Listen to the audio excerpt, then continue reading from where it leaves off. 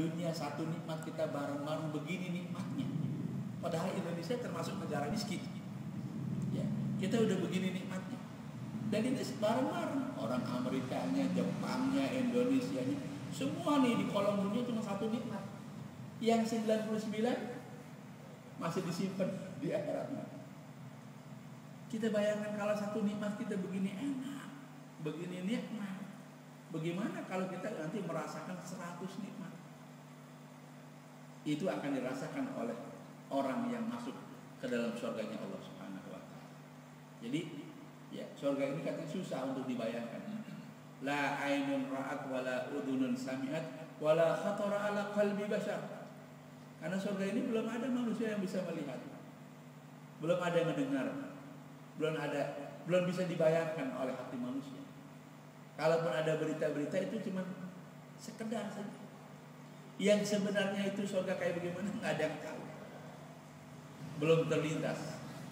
Ya, hanya Nabi kita Muhammad SAW yang pernah diperlihatkan oleh Allah Subhanahu Wa Taala surga dan neraka.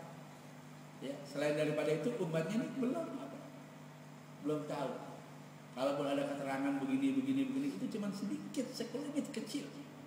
Ya, kalau kita makan, ya makin banyak makin enak.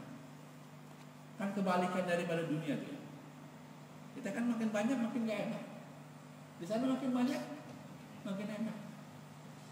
Kalau di dunia ini perempuan aja, dari perawan sampai ada jandanya. Di sana nggak pakai janda, nggak ada jandanya, nggak ada janda. Selamanya bikir, selamanya perawan, selamanya gadis.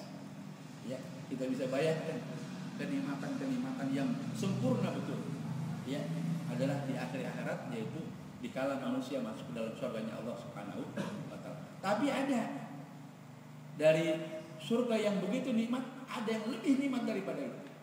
Sampai orang kalau mendapatkan kenikmatan ini, katanya dia lupa dengan surga, yaitu dikala dia melihat zatnya Allah Subhanahu wa taala. Ya, kita di surga katanya. Begitu kita melihat zatnya Allah Subhanahu wa taala, maka surga yang sedang kita nikmati lupa.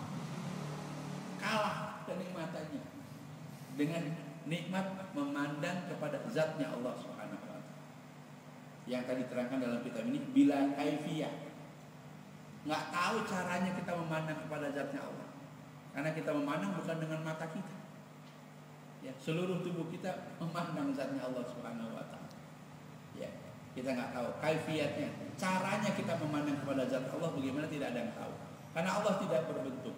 Allah tidak berjihad, tidak berarah, tidak di atas, tidak di bawah.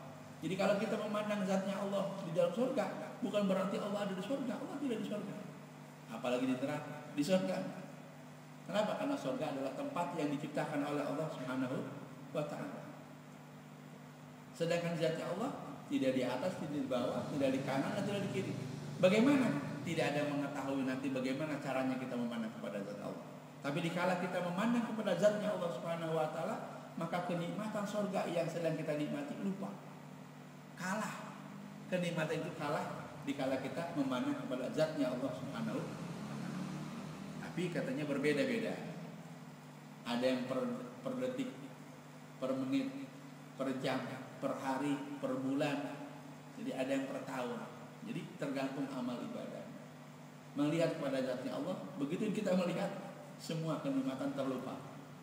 Ada di sanalah kenikmatan yang betul-betul sempurna yang diberikan oleh Allah Subhanahu wa taala.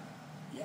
Nah, inilah yang telah diterangkan oleh para ulama-ulama kita, menerangkan sekelumit tentang surganya Allah Subhanahu wa taala. Semoga Allah Subhanahu wa taala memberikan kita hidayah dan taufik supaya kita bisa beramal ibadah dengan baik yang akhirnya dapat memasuki surganya Allah Subhanahu wa taala dan dapat memandang kepada zatnya Allah Subhanahu wa taala dengan sempurna. Al-Fatihah.